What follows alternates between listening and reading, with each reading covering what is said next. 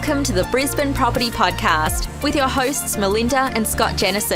Hello everyone and welcome to another episode of the Brisbane Property Podcast. My name's Scott Jennison. I'm the Acquisitions Manager here at Streamline Property Buyers. Welcome back, everybody. Melinda Jennison's my name, Managing Director here at Streamline Property Buyers, and we're really excited to be bringing you another insightful episode. Hopefully you will take a lot of value from the information that we're about to share, because what we're going to take a deep dive into is what tools property buyers have available to them to assess the value of a property.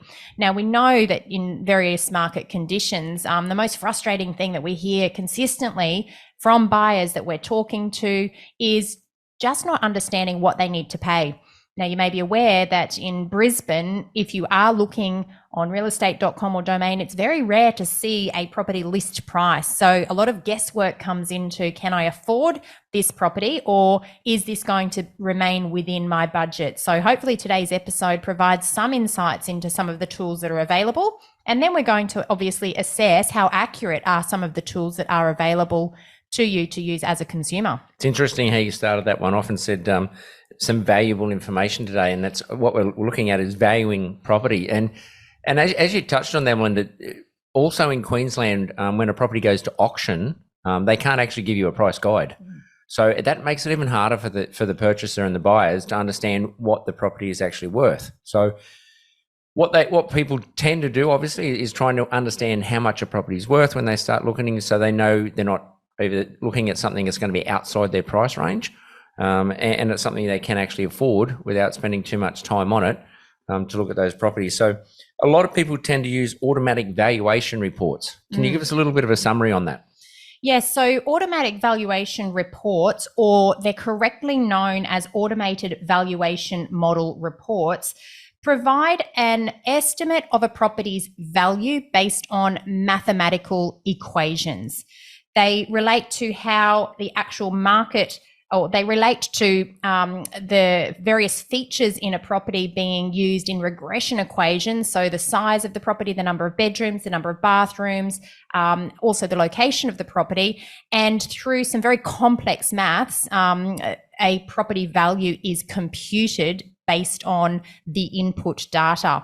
The more input data that there is into the model, the more accurate the results are meant to be. So, for example, when we're looking at residential property, large data sets are used to calculate the value of a typical property in a location.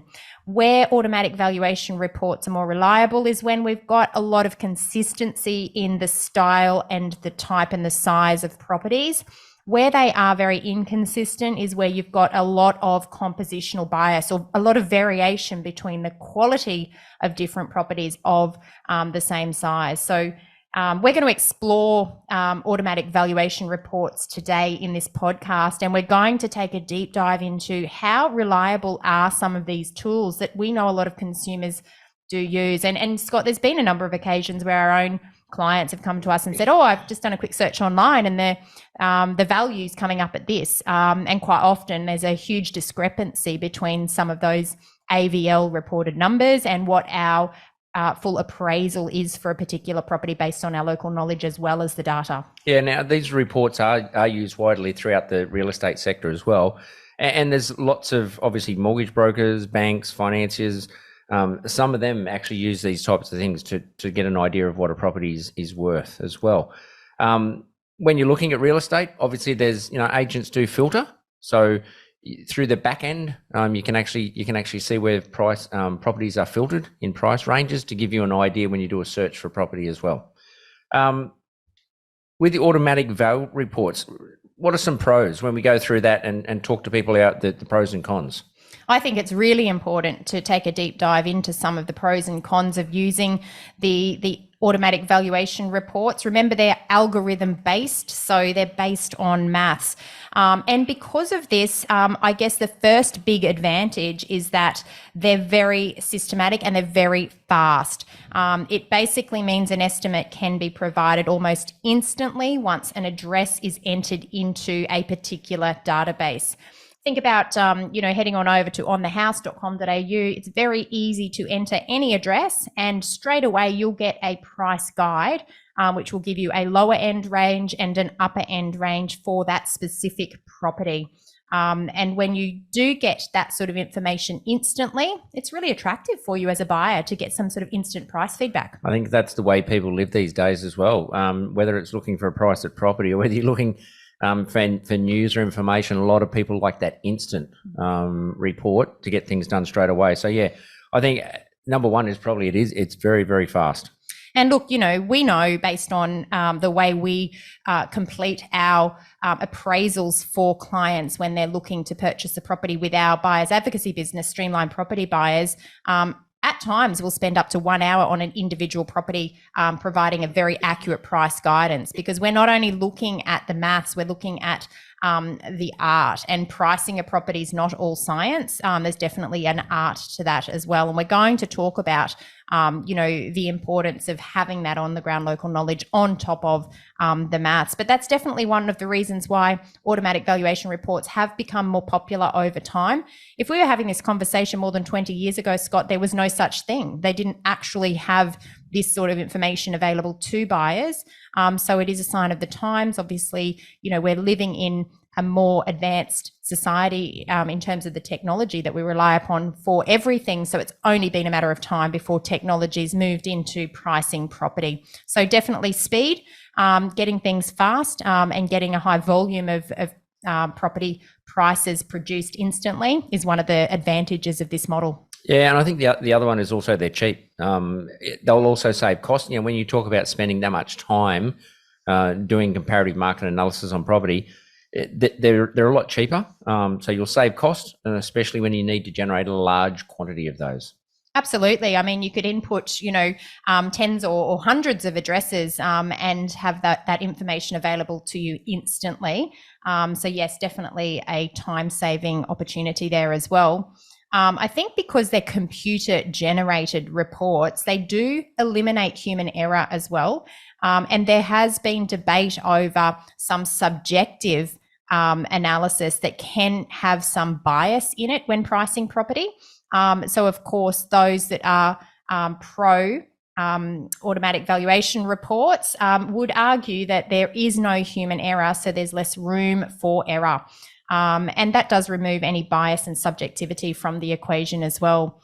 But of course, we know, we can take this back to science. And a really good thing that I've been able to dig out is some academic papers on assessing the accuracy of the automatic valuation reports that various computer-generated models can produce, and assessing how accurate they are compared to market value or sales value of a particular property. And we've done some in-house research ourselves just to see how accurate or how reliable these different models are in producing the same result by inputting a single property address through multiple different platforms to see what the results actually have been. So we're going to run through that as well. So we'll get on to that. I mean, I just wanted to also touch on the cons, and you'll probably pick up a little bit of this when we go through this example that Melinda was talking about as well. So some of the cons of the automatic vals. Well, first of all, like any mathematical modelling that's based on algorithms, it does rely on a high volume of quality data to be put into the model. Now, obviously, residential property does actually transact in a fairly high volume, but if you're in an environment or a suburb where you've got very few transactions taking place, it's much more likely that the information that is produced is less reliable because the volume of data that is available to go into those mathematical models is reduced. Same in an environment where you've got lower sales volumes. The fewer properties that go into the model to make up that mathematical equation or that algorithm, the less accurate the results are likely to be. So having a higher volume of transactions actually makes it more accurate. So it does rely on high quality data going into the system.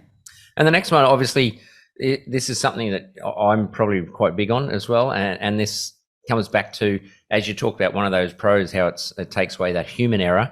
The next one is the actual condition of the property. So instead of, it obviously assumes that it's an average state, like most of the properties in that area, and it doesn't take into effect any renovations, or it's still that it's an unrenovated house like all the other houses in that area, and it won't take into account all the renovations or what is actually happened to that property. Yeah, it's one of the big disadvantages of the automatic valuation reports that are produced. And one of the reasons why, when you're in locations that might have a lot of different types of properties on different size blocks of land, but importantly, they are of different quality, fully renovated homes versus unrenovated homes, this is where the information becomes much less reliable.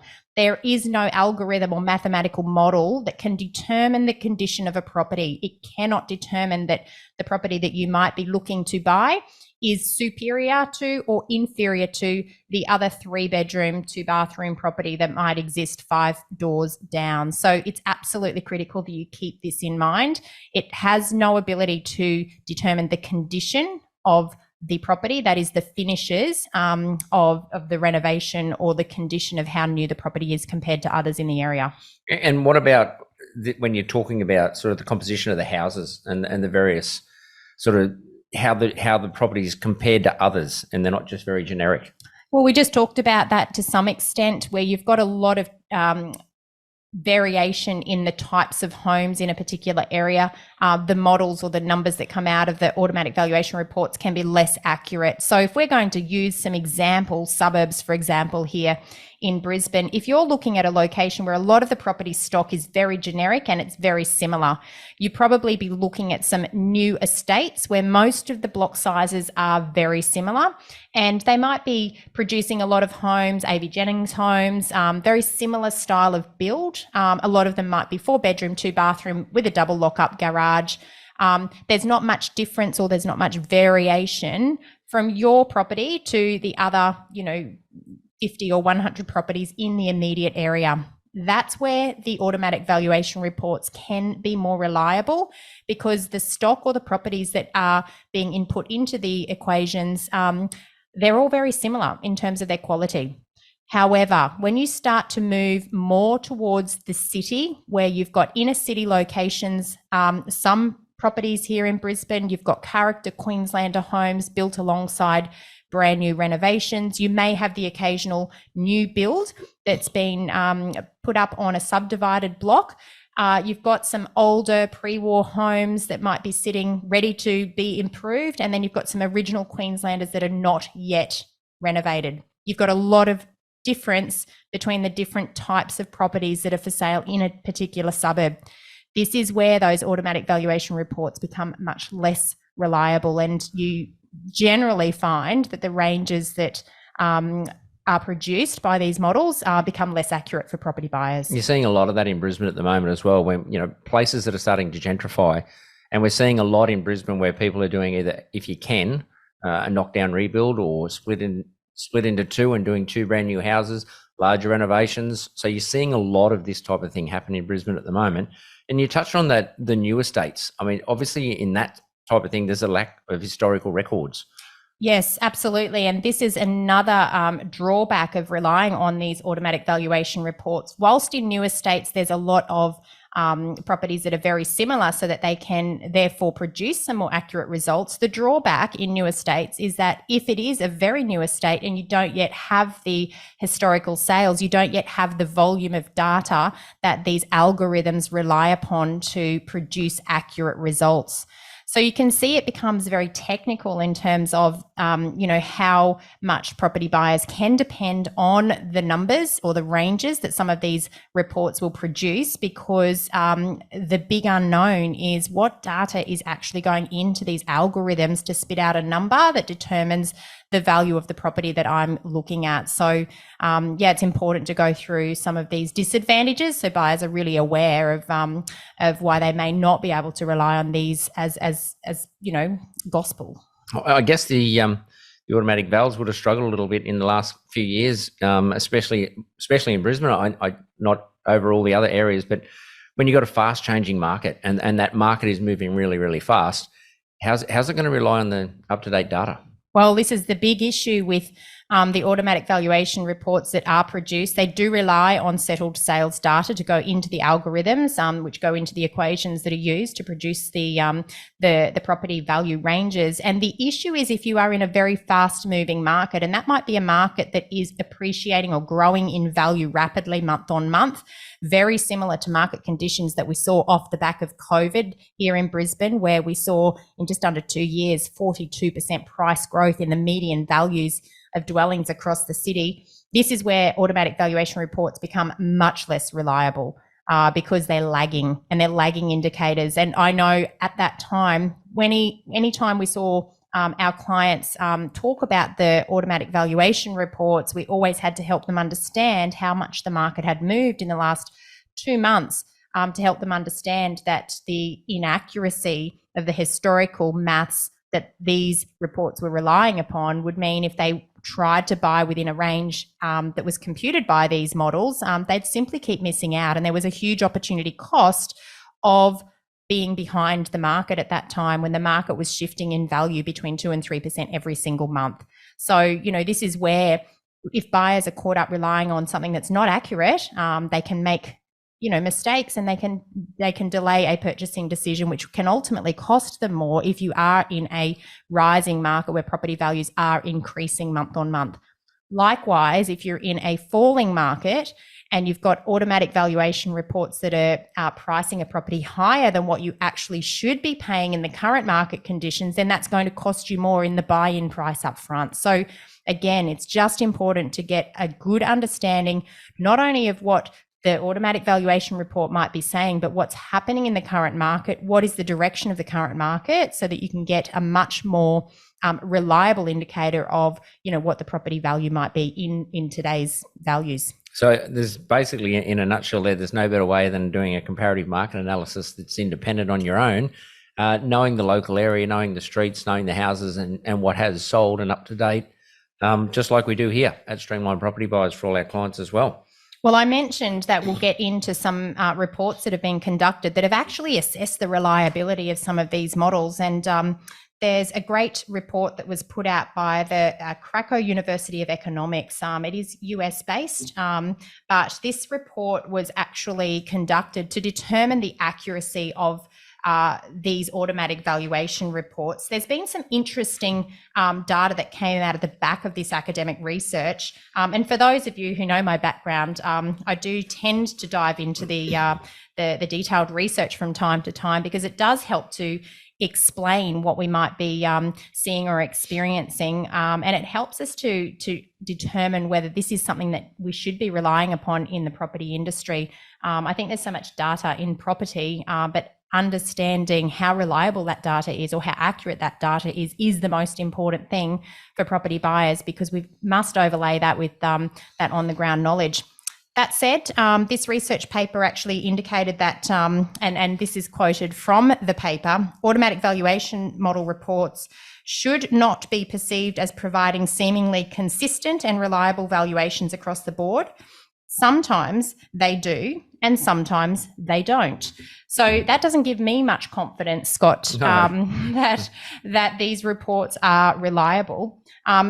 More interestingly, though, they actually went into the margin of error, and this helped, or this assisted those that were reading the report to determine what is an acceptable margin for error. Now, a margin for error in the automatic valuation reports measures the magnitude of the difference between what is projected as the property price and what was the actual property price upon sale. Now, in this report, the average margin for error in residential property was plus or minus 10%. So plus or minus 10% accuracy. Now, let's get an understanding of that at a property value of $1 million. If you've got 10% accuracy up to the upside or the downside on a $1 million property, you'll either be overpaying by $100,000, or you will miss out by the property in buying the property by $100,000. So that means that the property range produced by the automatic valuation report would be between $900,000 and $1.1 million. If the property transacts for $1 million, there's going to be 50% of buyers that have paid too much, or 50% of buyers that have potentially underpaid. So if we look at that as an accuracy range for property buying, and then we quantify that out based on the purchase price of residential property here in Brisbane, you can see that that's a huge margin for error. And I think when we go through the example report we've got as well, and when you look at that, I mean, when you get those automatic vals, you're looking at a range of $200,000. We've bought property for clients within $1,000 or so dollars. So a range of $200,000, you wouldn't know where to actually put a price on that. Absolutely. And the authors of this article go on further to say to put automatic valuation reports into perspective, the author, Tretton, in 2007, takes the view that automatic valuation model reports contribute to the process of arriving at a valuation, but ultimately the quality and accuracy are data and valuer led. There is no automated replacement for subjective professional judgment. And I think this comes down to what we describe to our clients all the time. This is the art of understanding how to value a property. It is the subjective professional judgment. You cannot purely base the price of a property on objective data alone, and that is what these automatic valuation reports do attempt to do, but you must consider the art of property buying in that. They summarise their report by suggesting that automatic valuation models won't take the place of a professional appraisal, and there will always be a need for the local knowledge and expertise that's required, not to mention an on-site evaluation of the physical condition of a property. So this is the academic paper that does talk about, are these automatic valuation reports reliable? Are they accurate? And based on the information that's been provided and summarised based on a whole host of different AVL models that do exist out there, it's very evident that they have their place, but they should not replace a reliable on-the-ground observer who is able to use not only data, but also price in the property value based on what's happening on the ground. Yeah, I think one of the biggest ones out of that last line was that local knowledge, I think. Local knowledge and the expertise in your local area. Now, I know you've done a little bit of an exercise, a bit more homework as you normally do, and done a little bit of an example of a property so we can go through some different automatic valuations. I have done that, and this is a random property address that I have picked in the suburb of Wilston. It's where our office is located. It's not our office address, but it is a property nearby.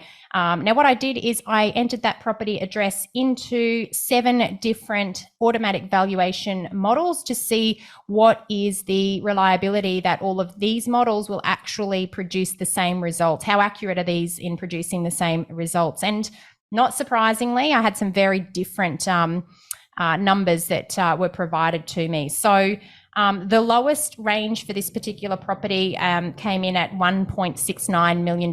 Yes, it's a high value property. The highest range came in at $2.9 million. So already we've got $139,000. Sorry, $1,300,000 worth of difference between the lowest end of one AVL and the highest end of another. But let's run through some of the results based on the data house that we used. So the first one on here, if we run through them, on the house, 2.4 to 2.6 mil. So a nice $200,000 range there. So again, if I'm a property buyer, I still have to determine where within that range the property's actual value might fall, if at all. I then went to realestate.com, who have the opportunity to search by property address. Unfortunately, it did not have enough information to be able to produce a reliable report for me, and it told me that that was the case. So I got nothing from realestate.com. Westpac, they're in exchange for your personal details. You can get your automatic valuation report from that one, 2.4 to 2.6, exactly the same as what we received from On The House. So this gave me some confidence that we've got 2 data houses at least telling me the same thing. It's nice that we got confidence within $200,000. CoreLogic, 2.15 to 2.9 mil. This is an interesting one. This is our paid data through RP Data that we have access to as professional buyers agents here in Brisbane. Interestingly, it also picks out a mid-figure of $2.52 million as being the most accurate price guide for this property. And just for complete transparency, as a team, we do not rely on this CoreLogic information either, because we feel that it is often grossly inaccurate in determining the actual price of a property. So whilst we do have access to some paid data, which is meant to obviously be more reliable than what the free AVLs might provide, it's still not always the best available. Now, I'll just touch on that. We do get a lot of good information through CoreLogic as well. The amount of information we can get through there, it does help us immensely with what we do in our search and in looking at properties, but obviously not so much on the val side of it, the auto vals. Well, I think like anything, data houses are excellent for accessing the raw data and being able to apply that human element and that art by being able to extract the raw data based on what has actually sold. RP Data and the information available from CoreLogic is fantastic for our team to be able to access that data.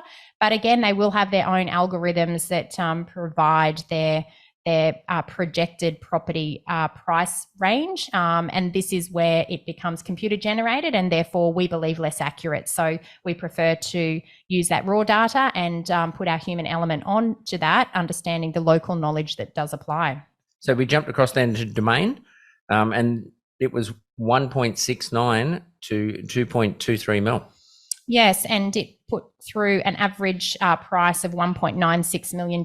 And I know just based on the property that we used as an example address, if you put an offer in of $1.96 million on that property, you'd be way off and you'd just completely miss out. So anyone that would be relying on Domain for their automatic valuation report for this particular property would just simply miss out, and you wouldn't want that to happen if it is the perfect home for you. We then went to realestateview.com.au. It was consistent with On the House and Westpac. So the range there was still 2.4 to 2.6. Perhaps they're using a similar algorithm and sharing it across multiple platforms. And the final platform that we assessed was OpenAgent. An OpenAgent, again, in exchange for personal details, you can get access to the property price calculator. And in this case, it came in at 2.1 mil to 2.89 mil with an average of 2.5. So I think there was some consistency between all of the data houses around that $2.5 million price point. But we also know, based on our on the ground experience with this particular property, that it is a renovated property to a very high standard. The algorithms are assuming an average specification, and I think anyone that went in with an offer if this property was available around that 2.5 would simply miss out. And this property is more than likely to be valued up around that $3 million price point as opposed to in the mid twos. And this is exactly the reason why it is important to get some on the ground local knowledge to understand more about the particulars of a property and the particulars of a neighbourhood, because sometimes the automatic valuation reports simply underquote, or what would be even worse is that they overquote and therefore you do overpay for a particular property, and that's not something that any buyer would want to do. Yeah, no, I totally agree. Knowing the property that you use as an example and what has sold in that area, the houses around it, a lot have been renovated, a lot have been done up, some new builds in little bits and pieces, not a lot. That one from Domain, you've probably got the block of land and maybe a couple of trees, but I'm not sure how much house is going to come with it. At that price. So yeah, it does really show, and that range, that's something I keep going back to. The range that they've got there is that $200,000 range. That's a lot between a massive amount to buy and not to buy a property as well. So I hope that this episode has really, showed some discrepancies in terms of some of the online automatic valuation reports that are available to you as a property buyer, but also just helped you to understand that when you are assessing the value of a property, Yes, some of it is objective, some of it comes down to science, and some of it comes down to maths, but there is the element of the art, and that comes down to local knowledge. It comes down to understanding the unique attributes of a property, the condition of a property, and that does require that human element, the professional input. And obviously that is one of the reasons why a lot of people do opt to use our services at Streamline Property Buyers to ensure that they don't overpay, or that they actually pay what the market value of a property is in a market that might be growing in value and very competitive. Excellent. So hopefully that helped everyone. I apologise I didn't give the weather update, but these cold nights and chilly mornings, but beautiful sunny days here in Brisbane. Something that's not a lot of people down south will probably obviously appreciate as much. We enjoy it. We love it. So that's why I rub it in all the time. Winter's not that bad up here. I'll let Melinda wrap it up as we normally do. It's been good talking, and hopefully it's been great information. We'll talk soon. Thanks very much for listening, and bye for now. Thank you once again for tuning into our podcast. Please don't forget, head on over to Google, type in Brisbane Property Podcast. You'll see all of the platforms where you can subscribe to the podcast. Head on over to our website to listen live, or hit on iTunes, Spotify, whichever is your preferred platform, and hit the subscribe button. That way you won't miss out on any future episodes. There are some advantages for subscribers, which you will find out once you hit that list. As always, we hope you have enjoyed this episode. We'd love for you to leave us a review, and we look forward to speaking with you again next week. Thanks so much for your time. Bye for now.